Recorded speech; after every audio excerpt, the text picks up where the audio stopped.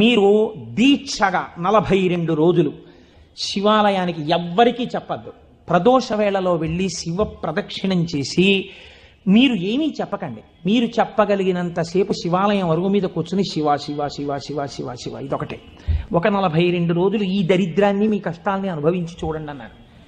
మీరు నమ్ముతారా?